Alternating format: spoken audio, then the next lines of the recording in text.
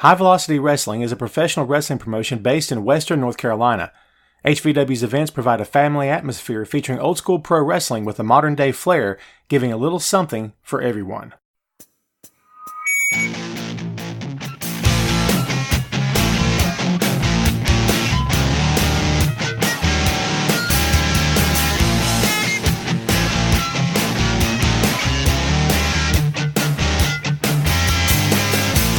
Hey, what is up? Welcome to the HVW podcast, the official podcast for High Velocity Wrestling.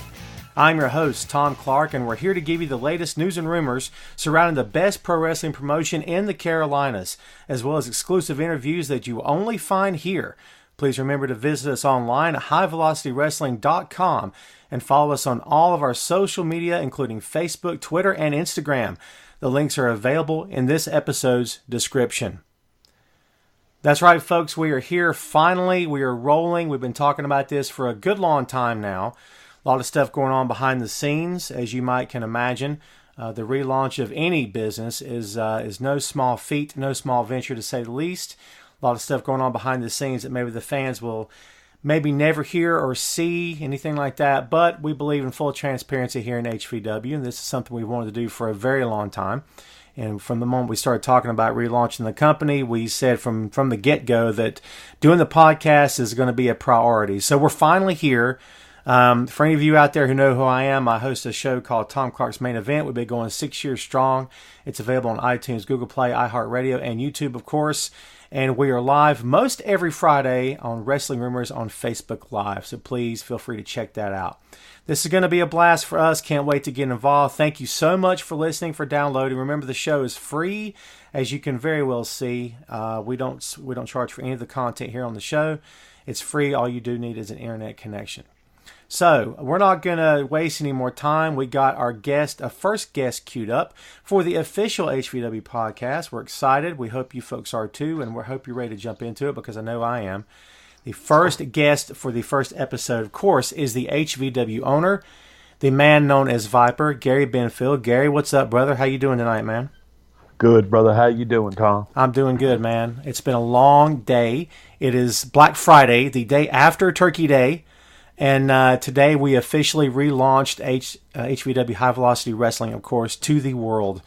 How you feeling about today, man? How you think everything went?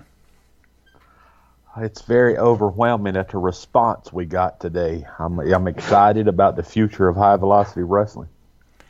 Man, we were talking a little bit before we started recording here, and it was, like you said, a little bit overwhelming, but I really was hoping that we're going to get some good response. And we got a lot of positivity, man. A lot of comments coming my way, of course. What have you been getting on your end? Who's been, you don't have to name names, but what kind of responses have you been getting on your end since all this started? Tom, my phone has done nothing but ding, ding, ding, ding, ding all day long. From old fans reaching out, talking about how excited they are, to old workers reaching out, saying if we needed workers, they wanted to work.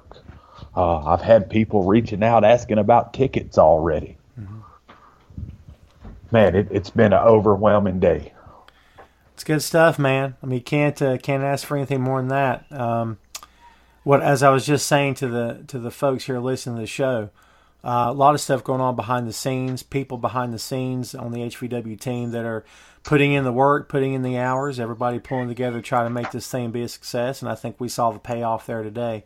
It feels like a good jumping off point, man. I mean, I got to say I'm happy with it, and I think what I liked about it the most is that you and I both have been involved with companies over the years and seen companies start up and sometimes come back, and, you know, maybe the motives aren't right. Maybe it's all about, you know, putting yourself over and that kind of thing. And I don't know. Maybe I'm wrong. Maybe we'll have to ask the fans how they feel, but I just don't think that we give off that kind of vibe at all. I think we're doing this for all the right reasons. Well, I have nothing to prove to anybody. Right. I'm doing this because I miss wrestling. Right. I miss watching my visions come to life. I miss the camaraderie with the guys in the locker room. I miss being in front of a crowd. Right. I miss our fans, Tom. Yeah. I miss the old fans. I made a lot of friends in the business, made a lot of enemies in the business. But I'm excited, man. I'm really excited. It's going to be fun, man. It's going to be a fun ride. I just can't wait to get started. I feel like I said before, we're just on the eve of all this, and we're just barely scraping the surface of what we're going to be able to do here. You're talking about the history of the company. We've got a lot of stuff in the works that we've not released yet. We're releasing a little bit at a time. We've got a documentary-style video that we're still currently putting together. That'll hit soon. And we covered some of the stuff we're going to probably talk about tonight in that particular video. But you talked about the history, man. We got to go back a little bit. I remember after our days of the UWA in Lenore, when you went off to do your own thing, and the company we were both working for eventually shut down, which is a whole other episode in and of itself. We might do a UWA episode one of these days. That might be fun. Oh, yeah. But I know you went off to do your thing. And I know we've talked about before about how you started getting HVW off the ground. But for anybody out there that doesn't know the story, what was the moment when you realized, I think this is something I need to do, that this is starting my own company is something that I really need to do, like it's a calling for you to go do it? HVW never, I never intended for it to be a wrestling company, honestly. I started off training some guys, and we got to the point to where those guys needed to be in front of a crowd. But they weren't quite ready to be booked on somebody else's show. So I had this little building that we were training in, and I thought, man, we should just bring some family and friends in for a show one night, give these guys an opportunity to get in front of a crowd and see where it goes. And man, we drew enough people to pay the rent on the building. So I thought, shoot, maybe we could do this twice a month and pay the rent on the building and make a little money in the process.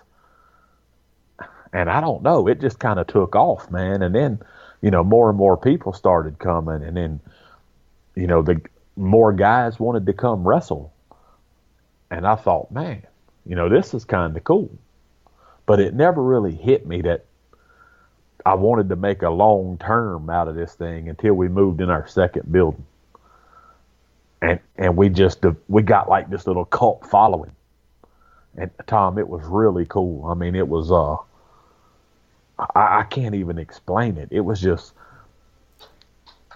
it happened so fast. The crowd, stomping on the floor, hitting the chairs, chanting HVW, HVW, all because of just a vision, and me and some guys in the locker room worked together and put this show together. It was very cool. It was very cool. Were you able to stand back at any point during that? Like, is it starting to get red hot and you're starting to grow as a company? Were you able to stand back and appreciate how special this thing was getting, or were you so hands-on and so wrapped up in it that I guess what I'm saying is, were you able to take a moment, really soak it all in and absorb and realize how special this thing was getting for everybody?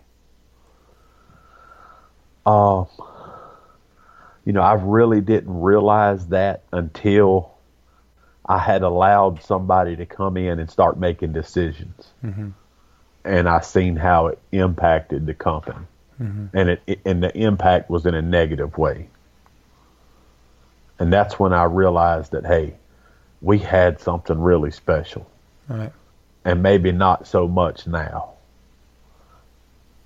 And, I think I'd like to say we've recovered from it, but I think that was the first big mistake I made in the business, was allowing somebody to come in the locker room and make decisions.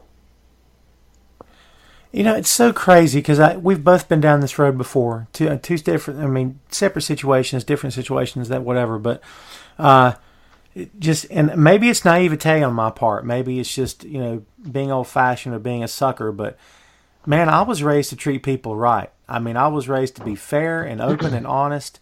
And when you come across somebody that's not like that, when they come in your front door, the guy smile on their face. There's a Shakespeare quote about he may smile a smile but be a devil. And that happens all the time where there's so many ulterior motives and people are out for themselves and they'll just rob you blind. I mean, at what point, you're talking about a situation where someone came in and started calling the shots. Was that when you realized how foul, like the dark side of this business can be at times, or did you already know going in?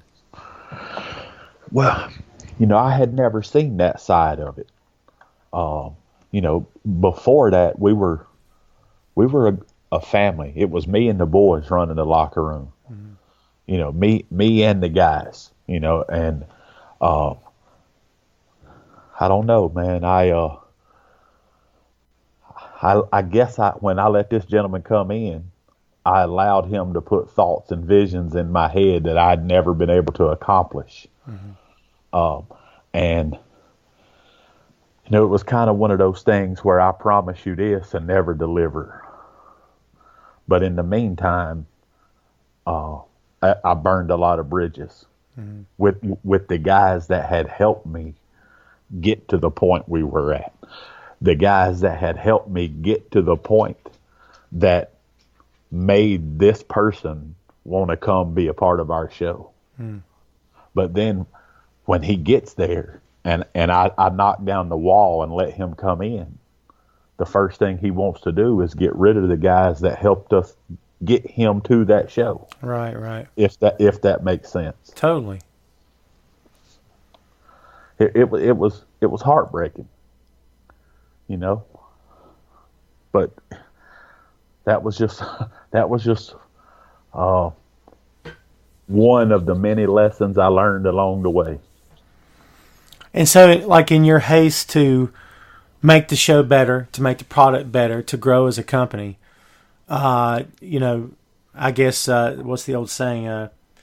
Let the wolf in the hen house, right? And didn't realize you had. Absolutely. What was the breaking point? When was it when you realized, man, I've been suckered. This guy is not who he said he was. That's not who he claimed to be.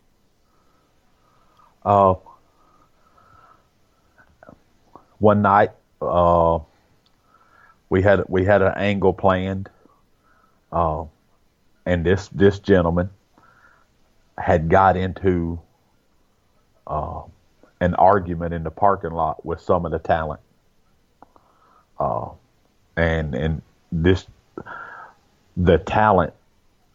I don't want to mention any names, but he was a black guy, and the guy in the locker room that I was allowing to help run the show called him that word that we don't like to call black people. Good Lord.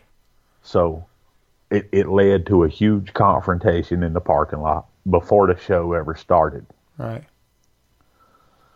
So, of course, the storyline that got messed up was in my match. I was supposed to go under.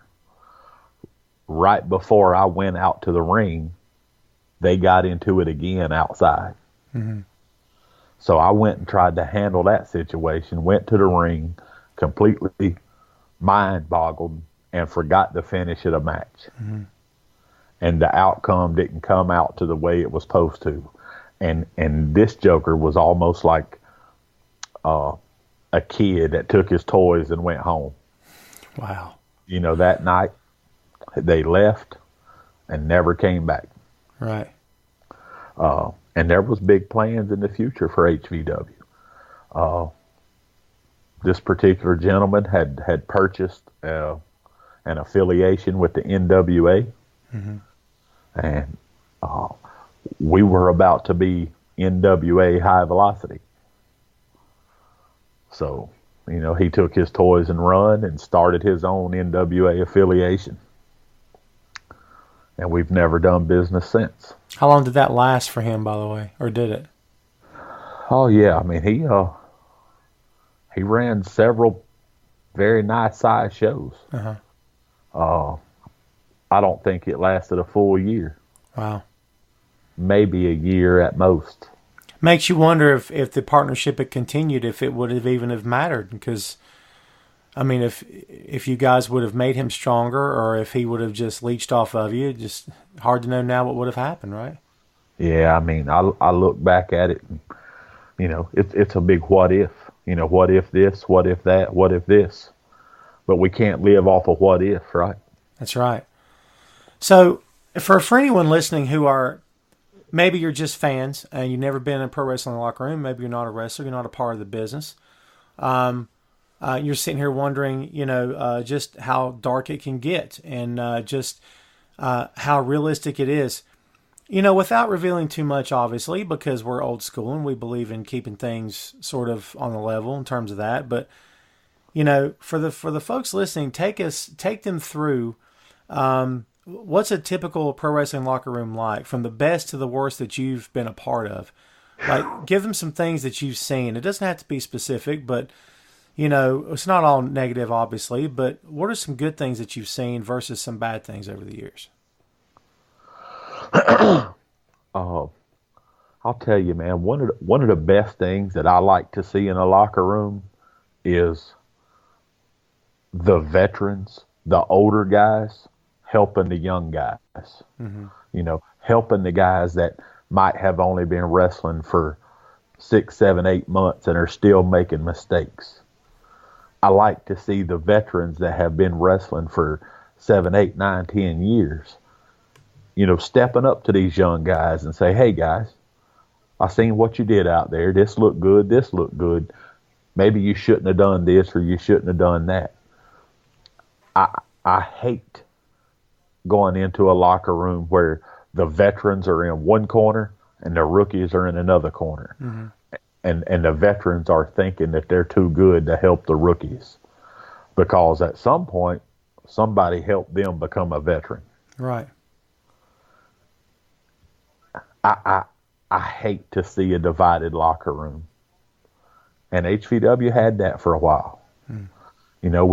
I hate to see a cliquish locker room where you got 4 or 5 guys here, 4 or 5 guys here, 2 or 3 guys here. I want my locker room to be a family. Mm-hmm. I want the locker room to want to succeed together as a whole. I want the whole locker room to believe in the product, believe in what our vision is, and everybody work together to make it happen. Well, we're talking a little bit about the company we used to work for. We had many cliques in that locker room. And it was our group, our little EOD group, which wasn't little. It was like 10 guys at the max, I think, but felt that way anyway. And then you remember we were in separate corners of that locker room. You had the younger kids were hanging out. There was EOD together. There was veterans together. And it's because I'd never been in the pro wrestling locker room. I didn't know that wasn't how it was supposed to go. And it wasn't until after I got out of there and got into your locker room later that I realized, wow, this is not at all what I was in before. Because I've told you this before off camera that, maybe it had to do with when I was there, the few times I came to work for you in Hendersonville, but I never experienced anything funky. I never felt tension. I never felt like everybody was keeping themselves. Everybody was very welcoming to me, very personable, would speak to me, didn't know me from Adam. But and you were the boss, and everybody, followed your lead, and it was very, like you said, a very family type of atmosphere. You said that was something that you wanted to cultivate. Were you able to see when that was falling apart? We were talking about the guy that we were speaking about earlier that came in and got some control. You knew when that was coming apart at the seams. When did you know that your locker room, that you were losing the locker room? At what point did you see that happening? I seen that happen when I allowed him to convince me to get rid of the guys that helped me build the show to the point that made him want to be a part of it. Mm-hmm. I seen how the other guys reacted. And back in those days, we had this message board that was world famous in the indie wrestling scene. Right. And I'm not even going to name this message board. But, oh my goodness gracious. Brother, it was I was addicted to that message board because every day the only thing on it was negativity towards Viper and HVW. Mm-hmm. It was like the whole indie wrestling scene just on there talking crap about HVW and Viper. And brother, that's when I knew right then that I was alone in the wrestling business. Mm-hmm. My company stood alone, and I don't know why. I really don't. I wasn't out to hurt anybody. I wasn't out to put anybody out of business. But it seemed like everybody was out to do that to me. Mm-hmm. And you know, man, I flipped my locker room. I flipped my locker room 3 or 4 times in the next 3 years. Just trying to get that right group of guys back like we had before. And honestly, I mean, we had some great locker rooms after that, but we never had that closeness that we had before all of that happened. Right. I guess it's just a matter of trying to take the growth one step at a time, right? Trying to know when to put the foot on the pedal and when to ease up. And I'm sure there's been a lot more promoters than you in the history of the business that have made that mistake and maybe let the wrong people in. And you told me many times before about the regrets that you have, leading up to the relaunch here, and about and it's I guess it's such a cliche, but it's the redemption story. The relaunch is the redemption story. I think there's so much about this that it really feels like it's your way of, I got to make things right. I want to do it better this time. Can't make the same mistakes again. And it's like, you just stuck your hand in the fire, got burned, and now you know how to work around the fire. You know how to do it right this time. And I don't know. That's just what it feels like to me. Is that what's coming through to you, or you just have your eyes on the prize? I mean, how's this feeling to you right now? Tom, it's I've been out of the wrestling business for 5 years. In the first 3 years, I never really thought about wrestling. I would see some stuff on Facebook here and there. I went to a couple shows to watch my son wrestle. And I just couldn't believe what I was walking into. I couldn't believe the way the buildings look. I just couldn't believe that a promoter allowed the type of talent they were using to wrestle, the gear they were wearing, the way they conducted themselves in the ring. It just wasn't good. And I've always tried to hold a standard to that. We are professional wrestlers. Mm-hmm. Even though we're not doing it, on a Monday Night Raw platform, but people are still paying to watch us perform. And I've said this over and over, and I don't mean it to sound like this, but for a couple hours on Saturday night, you get to be a little bit better than the people sitting in the crowd. Mm-hmm. They are paying to watch you perform. Man, if you walk into the venue in a pair of gym shorts and a t-shirt, what makes you any different from the person buying a $10 ticket in the front row? Right. You know what I'm saying?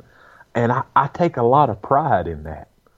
And I want to bring that back to I'm not even going to say indie wrestling. I want to bring it back to the level of professional wrestling that we are a part of. That's what always stood us apart. I like my guys to show up to the show looking nice, dressed like they are a professional. And I'll treat them like they are a professional. I want the young guys that I have seen over the last couple years to experience what that's all about. I want to show them what the next level is all about. I take a lot of pride in that, Tom, and There's sometime us old guys have to step away. Mm-hmm. There's going to be a time where, we're not leading the business anymore. All of these young guys that are out there now that aren't being trained right, that are working out 2 hours on a Saturday before the show and consider that training. That's what the future of this business is. Somebody's got to change that. Right. Somebody's got to show these guys what it's supposed to be. And that's what I hope to do. And do it on a level that it don't come across arrogant. It don't come across that I'm trying to be better than everybody. I want it to come across like this is the way it should be. Mm-hmm. This is the standard, and you shouldn't accept anything less than. It reminds me of Paul Heyman talking about Terry Funk in the ECW locker room, where he said of all the veterans he'd ever used, Terry was the one guy to sit back and say, oh, I can work with him. Oh, I can make that kid. Oh, I can make that kid.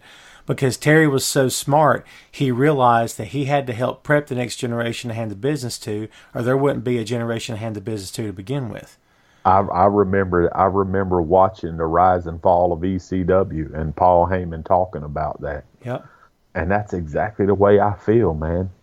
Man, there are so many talented young kids out on the indie circuit right now. And a promoter's taking a little bit of money from them and got some guy coming in on a Saturday before the show and spending 2 hours with them training. And that's what they're getting. That's how they're getting trained. Mm-hmm. And then you got guys like George South that are running these amazing wrestling schools, with high spots and those guys, and are turning out tremendous talent. Mm-hmm. Yeah, we talk about doing it the right way, man. We had George up with UWA, and first of all, a legend, but a smart guy, knows his business. I mean, you can tell who George is trained, right? I mean, you could tell from a mile away, can't you? Absolutely. And the man has a passion for the business. Right. Still to this day, he's one of the most passionate men.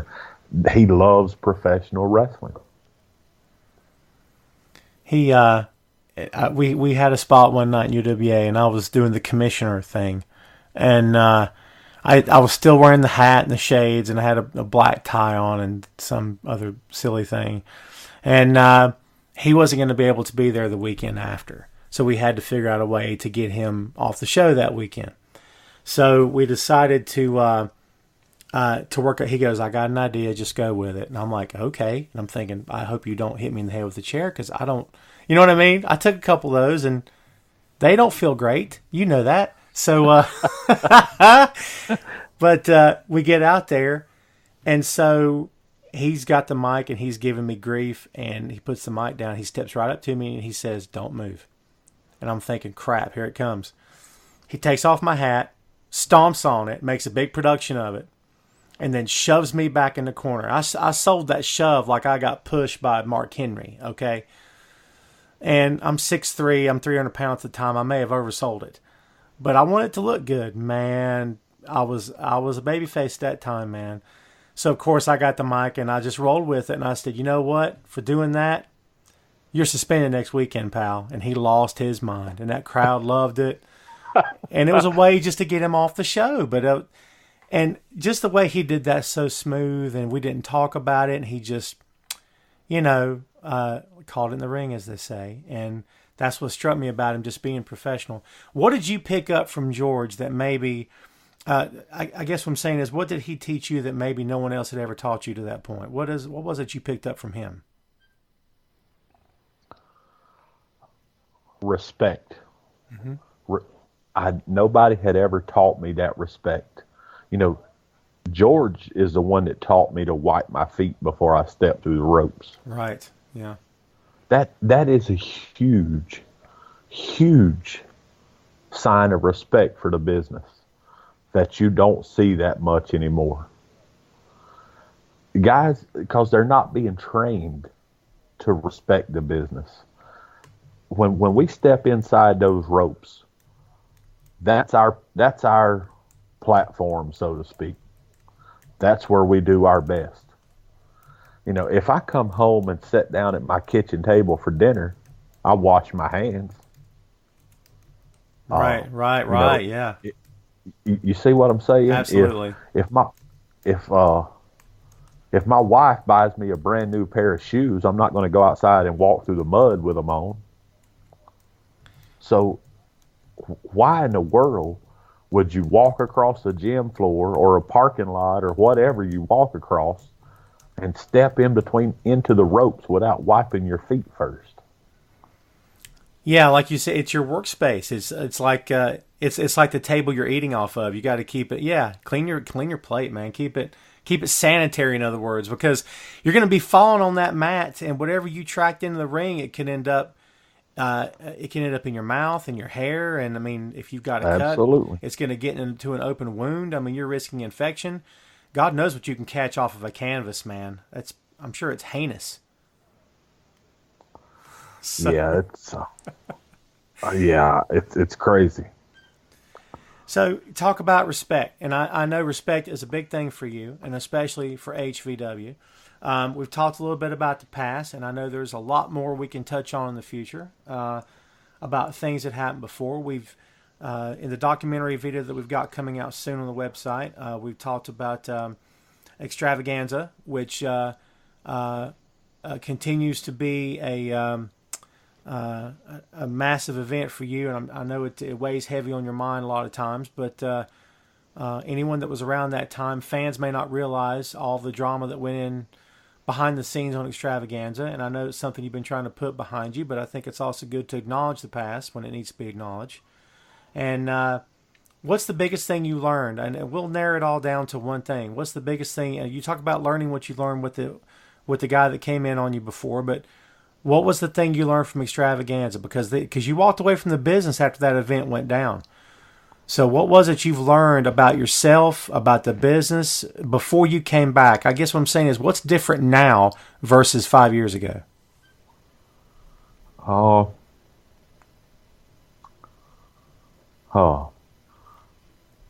now I have nothing to prove. Mm-hmm. I don't. I'm not trying to outdo anybody. I'm not trying to be bigger than anybody. And I know where to draw the line now. Right. 5 years ago, you couldn't tell me nothing. I had a vision, and I wasn't going to stop. And I was stopped. Right. Yeah. I mean, it was, brother, I should have listened to my wife a lot. There was a lot of things that went down before that show that were signs, that were warnings that I ignored, and I continue to move forward. And man, it was an eye-opening experience for me. I will never put myself in that situation again. I don't have to prove anything to anybody. Mm-hmm. I know what I'm capable of. I know what I've done. Dude, you tell me one other wrestling fed in Western North Carolina, Georgia, Tennessee, South Carolina, wherever, that had John Laurinaitis set front row in their building and scout talent at their show. Right. I remember that. I remember being there that night. That was a big deal. And dude, everybody talks crap. Nobody wants to give me any credit for that. That crap hurts, man. Yeah. There's guys on Monday on WWE TV right now, every week, right now, that were spotted at that show. That their WWE career began at that show. Right. And that hurts, man. That hurts. Because, people want to talk smack, talk crap, whatever. I have nothing to prove to nobody anymore. I took a bunch of guys that nobody would give a chance, and I built a very, very successful company around those guys. Right. And I know I can do it again. But the difference now is it's business. It's not a hobby. It's not a place for Viper to wrestle or Viper and his friends to wrestle. Now it's a business, and there's an industry standard that needs to be set, and I'm here to set it. We talked about before, many times actually, about if it's going to happen, if this is supposed to happen, and you reached out to me, I don't know, a year ago or something, and it was just a very in passing sort of comment about, I want you to be part of this if I decide to do it. And we never talked about it again. And then it just suddenly popped up about 3 months ago, give or take. And we've been talking about it since then. If this is going to happen, there's really no better time. I mean, is that where your head's at right now in terms of why not 2019? Why not 2020? When I mentioned it to you a year ago, when I came to you a year ago, I wanted to do it, but the timing wasn't right. Right. AEW hadn't started their TV show yet. The NWA hadn't started streaming live yet. Right now is a great time to be a wrestling fan. We're on the brink of another Monday Night War, so to speak. Mm-hmm. There's companies out there competing against each other. They are some tremendous professional wrestling fans out there nowadays. And I want to give a shout out to PWX, AML, WrestleForce, and I know there's another one that I'm not mentioning. There's Evolve. Yeah, Evolve. Yeah.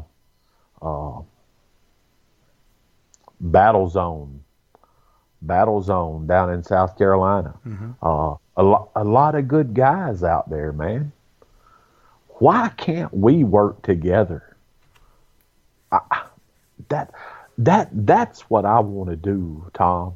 Mm-hmm. I want to bring the indie level promotions together. I want us to work together and build that alliance. And man, if these guys realize, if we could all work together, we could create a big enough picture that somebody's going to take a look. Just like I did with HVW. Mm-hmm. I done something right. WWE noticed.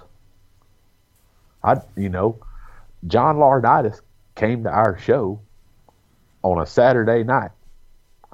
On Monday night, they called Randy Orton the Viper. I'll never forget that. That was messed up. I was mad as hell. but it was kind of cool at the same time. Mm-hmm.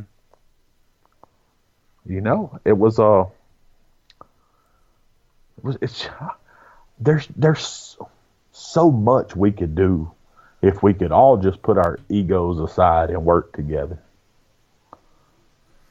It's a long road to hoe because it's a matter of changing people's opinions. It's a matter of changing people's mindsets and really getting them to completely change the way they're thinking about the business. And we've already run into a few people behind the scenes along the way that we've tried to work with and and people who have tried to work with us, and we just, and they have the best of intentions, but we just kind of feel like we're not on the same playing field, because it feels like that the vision is bigger than what people are seeing. And you're probably going to run into more of that. I mean, you and I both know we're probably going to run into more of that.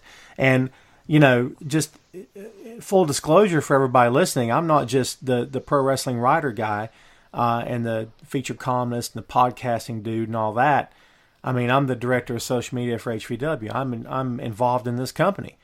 So, full disclosure for everybody out there listening. But, like I said, we've already run into some, I don't want to say resistance. I don't think it's been that.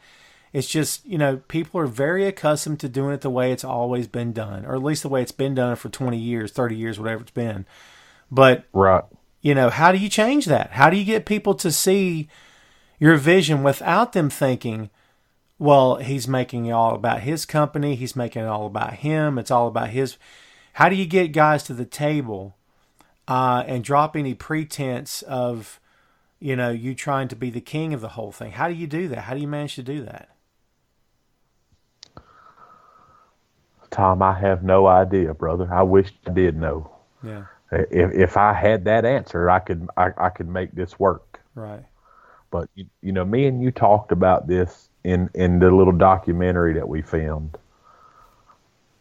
When we grew up watching wrestling, you had the NWA, the National Wrestling Alliance, and they were a sanctioning body.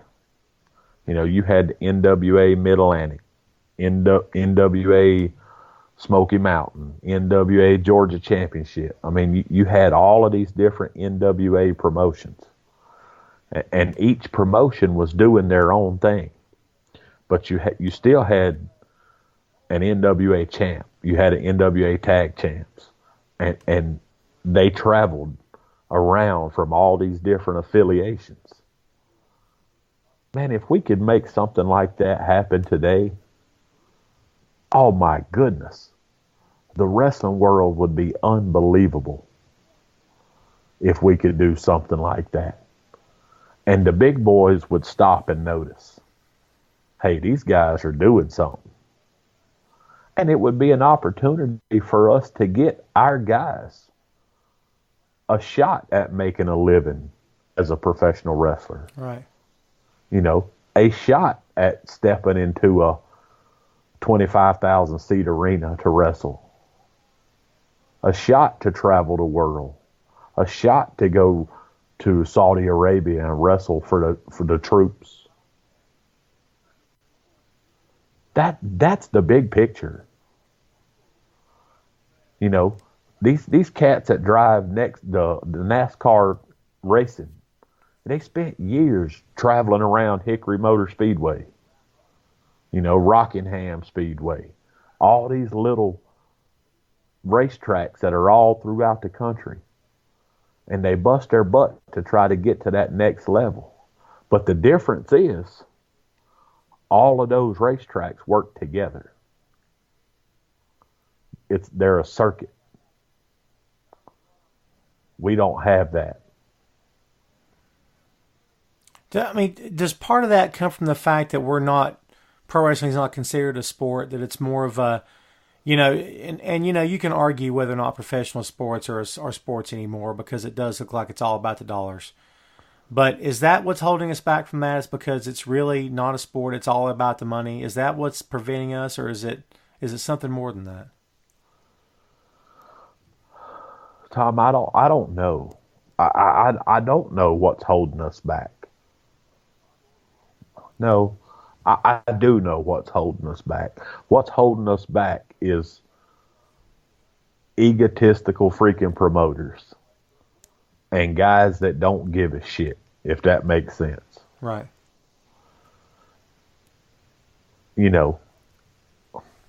I don't want to name any names, and I'm not going to, but they're promoters in our area that sit at home and they rant and rave.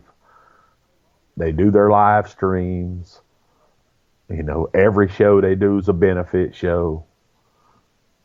and they talk and they talk and they talk, and they draw 100 people if they're lucky.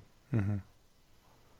You know, and then there's guys that have more money than they know what to do with, and they put on a fantastic show, and they draw nice crowds, but it's all about them. And then you have guys like me that loves the wrestling business, that used to be that guy that sat at home and talked smack all the time. And now I've reinvented myself, and I have a bigger picture. We have to find a way to work together and put our egos aside. Mm-hmm. We've got to be able to put our egos aside. You know, do you realize what we could do? I mean, our world, our schools have bullying issues. You know, there's so many different things that we could use professional wrestling to try to make a difference. You know, everybody, yes, the victim of bullying needs help, but nobody reaches out to the bully. Nobody tries to help the bully. Mm-hmm. You know, 9 out of 10 of these kids that are the bully are probably living in a broken home without a father figure, or they live with a single father that just never pays them attention, and they're reaching for attention. You know, why couldn't we use our business as a platform to let these kids release that aggression? You know, be that role model guy. You know, be that big brother, so to speak. You know, when I was a kid, man, we had a program called the Big Brothers and Big Sisters. Mm-hmm. And I thought that was one of the coolest things in the world. Why can't we do that with wrestling? Well, I think you got your answer. HVW is coming back. So you've answered your own question, right? Like, we can do it.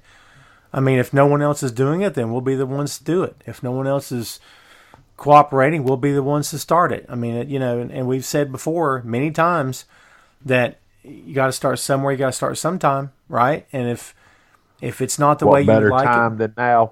That's it. What better time than now? You got it. I mean, if it's not working the way you think it should work and not happening the way you think it should happen, then let's go make it happen. And that to me, that's the most exciting part of this whole thing. Like, we've talked about how we're going to run shows and things we're going to give the fans. And folks, let me tell you something, that we've got so much stuff already planned for the return. We're going to plug all that stuff at the end of the show here. Trust me. But, there's a lot of stuff we hadn't even covered yet. And I'm excited for all of it. But if the only thing I ever did was sit behind a curtain and behind a laptop at the show, I'd be okay with that, because I'm excited. I'm excited to see what's going to happen and just to be a part of it, because, all right, so you have already proven in the past, not just you, and I don't want to give you all the credit because you deserve a ton of it, obviously, but, you've had good locker rooms under you over the years. You've had guys that have helped draw money and help be there for you and stuff like that. So it was a team effort on any given night, I'm sure, right? So you already know how to draw money. That I don't think that's going to be, we're maybe putting the cart before the horse here. You know how to draw money. But it's all the other stuff that you want to do on top of that now is going to become the challenge. Like we said, changing the mindset, getting that platform into the local school system, finding a way to reach out to these kids who, like you said, anybody under the age of 18, and you could argue over the age of 18 to a certain point, are they really responsible? Or is it a matter of, like you said, they come from a bad home and their worldview is so twisted and screwed up that they don't have anybody there to mentor them. So why not be that force of change? And I know a lot of that comes from your faith, which I greatly respect. And, I'm sure that's a driving force for you to do this whole thing to begin with, right? Absolutely, man. It's since I've been out of the wrestling business, I have formed a motorcycle ministry with 3 of my brothers, the Sons of the Savior Motorcycle Ministry. And I'm so honored to wear that patch. And I'm so honored to ride with my brothers to, different events and be a part of making a difference in our community. I mean, I'll get up in the morning and ride out about 9 o'clock in the morning to go do the Polk County Toy Run, to help raise money for, the foster kids in Polk County. There's so much negativity that surrounds professional wrestling. It's time to bring some positivity to it. Right. And you're right.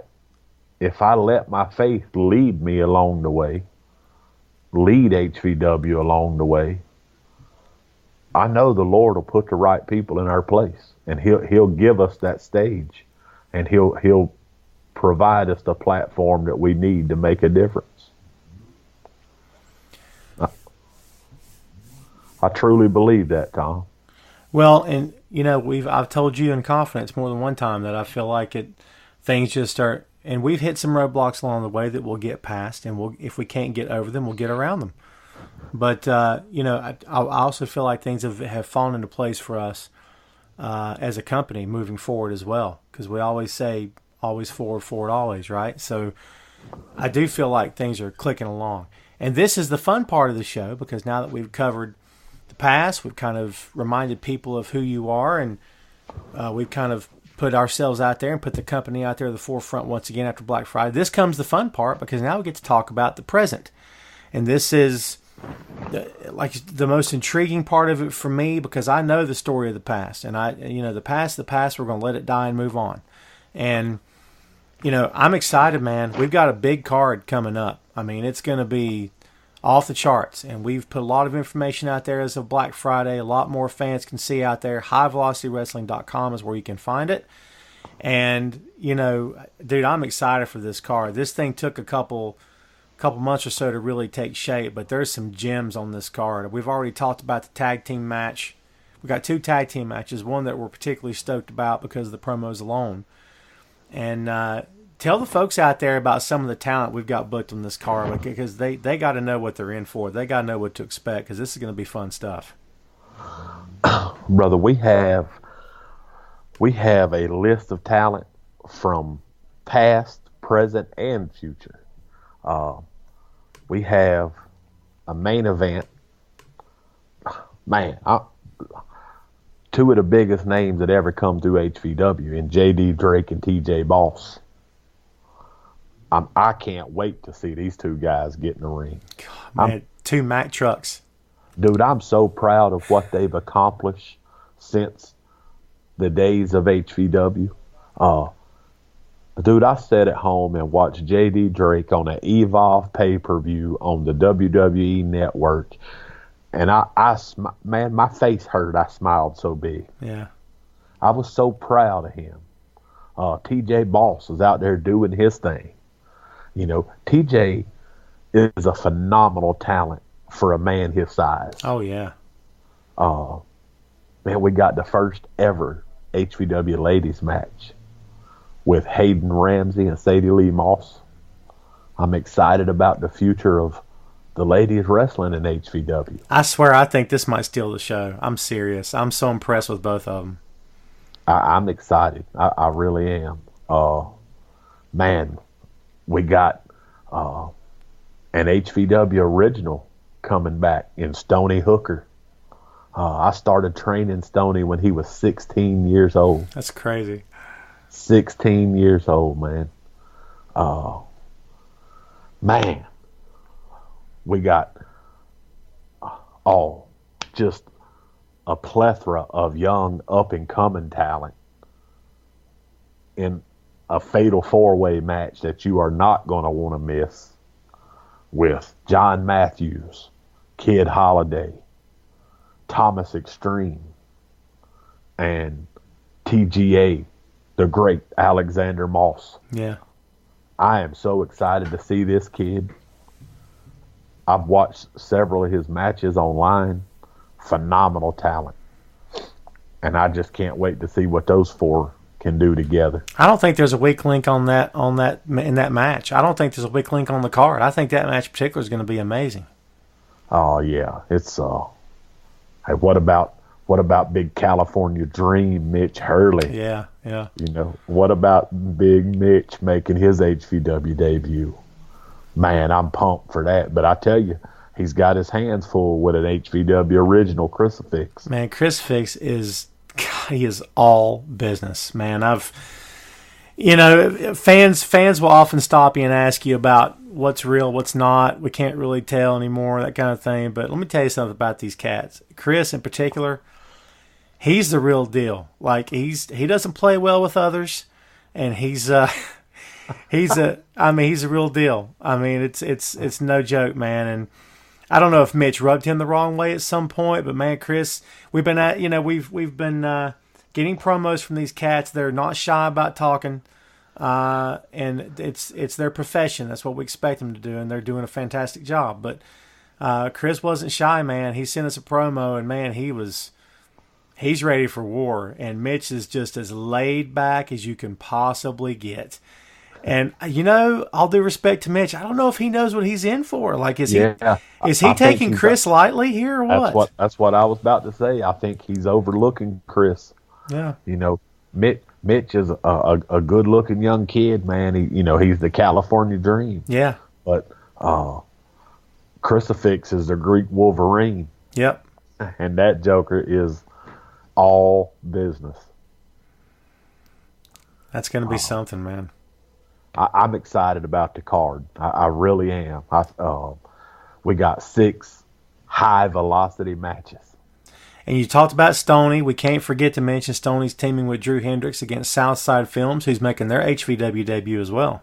Man, these young men are phenomenal. It's hard not to call them kids, isn't it? Man, it is for me because I'm an old man. But, I hear you. I was looking for a tag team, and I reached out to J.D. Drake, and he recommended these guys, and I went and checked them out, and man, they are awesome. I'm excited. I think Stoney and Drew are going to have their hands full. And speaking of tag matches, we touched on this one earlier. The New Age Villains versus 1776. I can't even with this match. This one's going to be intensity on top of intensity, sandwiched in between intensity. That's what this is. These New Age Villains, another team debuting in HVW. Yeah, that's never been here before. 1776, one half of them, or Darren Remington, was one half of the Young Guns. That was at one point a big part of HVW. Darren, I'm really proud of the direction he's went. Teaming with Nick Nitro, those cats are representing the veterans of America. They're representing the red, white, and blue, standing proud for America. I'm excited to see them jokers get in the ring with the New Age Villains. Man, the NAV are just... Man, that promo they sent us, Tom. I can't wait to show the fans. God, I cannot wait for them to see it. And I gush too much, right? But I can't help myself. It's just cold as ice. These cats are cold as ice. And there's the scariest thing about any heel that I've ever seen. And people talk about, big, evil, mean, and nasty. When I was a kid, Nikita Koloff was one of the scariest heels I'd seen. And it was his eyes. Say what you will about the man that ran the gimmick. He wasn't ready. He was a bodybuilder. I don't care. I looked into that man's eyes and I was legit terrified. When I look into the eyes of the NAV, there's no emotion at all. I see the same thing I saw in Nikita, where it's like, you don't know if he's going to look at you or going to eat you alive. It's crazy. It's ice cold. It's ice cold. Yep. Tom, I tell you, brother, without spending thousands and thousands of dollars, I don't think we could have booked a better comeback show. I'm excited, man. And here's what I love about it. We started talking about this thing this 1st of September. And I don't even think we got to the point where I may have asked the question, are we going to book any quote unquote names? Because a lot of fans are all, when they see a local show, they're looking on the card, and let's be honest, they're looking for a name they recognize. They're looking for a WWE guy or an Impact guy, someone they might know. But the business has changed on our level from 20 years ago, where you felt like you had to book a name. You had to book a Buff Bagwell, or you had to book, all due respect to Buff, but you had to book someone that used to work in WCW, used to work in WWE. And while that may happen at some point one of these days, I love the fact that the main focus for HVW is the roster itself. I love that that's the draw, not anybody else. This is what I can say to all the fans that are looking for a name. J.D. Drake, T.J. Boss. Absolutely. The Greek Wolverine, Crucifix. The California Dream, Mitch Hurley. Yep. The New Age Villains, 1776. The Great Alexander Moss. Kid Holiday. Thomas Extreme.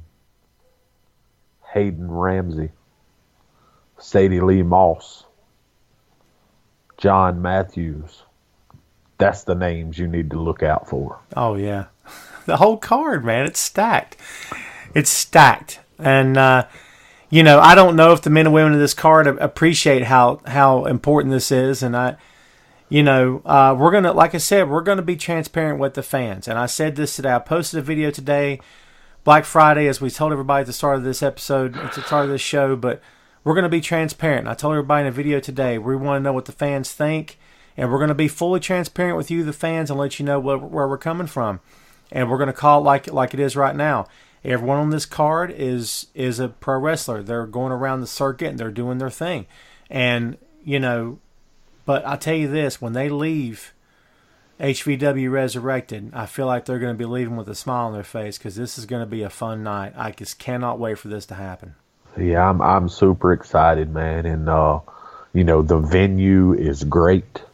It's one of the nicest venues that I've ever done a show in. Tell the people where the venue is so they know what you're talking about here. All right, man. The venue where we're going to relaunch High Velocity Wrestling is the Family Life Center at Trinity of Fairview Church. And Pastor Stacy at Trinity of Fairview is hyped up. Stacy is a great guy. Man, he loves the Lord, and he is all about some wrestling. And he is super excited to have HVW in the Life Center at the church. And not only Trinity is my church, it's where I go to church. Mm-hmm. And I am excited to bring it to Trinity of Fairview. The Life Center it's like, man, it's just going to be. I showed you some pictures, Tom. Oh, It's our new ring, our new entrance. Everything is just going to look so phenomenal in there. I can't wait to see it all set up. Well, as we said before, the date is January 25th. Fletcher, North Carolina is the town and the state, obviously. Tickets are going on sale for this Monday, Cyber Monday, December 2nd. They are going to be available on eventbrite.com. We're going to have the link and all the information. Ticket prices are going to be there on the website, highvelocitywrestling.com. That's where to go. We're on Facebook, High Velocity Wrestling, Twitter at HVW Wrestling, Instagram at High Velocity Wrestling. All the links to all of our social media is on highvelocitywrestling.com. We're getting plenty of action and plenty of exposure on Facebook. We want that to continue. For everyone out there listening to the show today who plans on attending, get your tickets early. I guarantee you they will not be there that long. And that's not just Tom trying to tell you something or sell you something, whatever. That's the truth. They will not last long. And I know we're 2 months out. It doesn't make a difference. I'll tell you this from experience. Me and my kid, I got an 11-year-old son. We buy tickets 2 or 3 months out to a show. And if I don't get to those tickets within the hour, we don't get the seats we want. So I'm telling you, folks, if you want to go to this show, Monday, December 2nd, it's going to be special. Yes, it is. And Come on, fans. Make that HVW return bigger and better than we could ever imagine. We look forward to connecting with our fans again. We look forward to connecting with new fans. And we look forward to bringing you good, clean family entertainment. I don't think I could have said any better. So, brother, I think we're taking this home. How's this sound to you? You feel good? I feel great. It was I appreciate it, Tom. I really do. Yeah, man, this is awesome. I mean, we had to do this. I've been anxious to get this thing started. I love podcasting. It's one of my favorite mediums these days, man. I don't even listen to the radio much anymore. I've got a podcast playing all the time. So hopefully, folks out there, you enjoyed this. I promise you this will not be the last time you hear from Gary. He will be back in future episodes, of course. We're going to start talking to the talent here on the show. We're going to get as many folks lined up from the card on January 25th as we possibly can. We're going to have some surprises along the way. We're going to have a blast from the past occasionally. And as we said today, and as we will say from this point on moving forward, we're going to be fully transparent. We want you guys to know that we're listening. So who do you want to see or hear on the show? Who do you want us to talk to? That's what we got a question for. So we're going to bring everything to we possibly can. Gary, thanks again for doing this, man. I appreciate it very much. Absolutely. Thank you, Tom, for all the work you've put forth in helping with this relaunch. Thank you, brother. I appreciate that. It's going to be fun. It's been fun so far. That's all we got for you, folks. Remember to check us out, highvelocitywrestling.com. I am Tom Clark. I've been your host, Tom Clark's Main Event. Please give us a follow there. We'll be back very soon with the next episode. So there you go, folks. We're out of here. We'll see you next time on the official High Velocity Wrestling Podcast.